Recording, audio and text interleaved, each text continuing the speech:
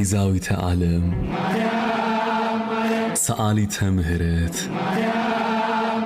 መዝገበ ብርሃን የበላይ ሰብ እመቤት አቁራሪተ መዓት ወለተ ዳዊት ዕፀ ሕይወት ምልእተ ክብር ጽላተ ኪዳን የደስታ የሰላም የፍቅር እናቱ እናቴ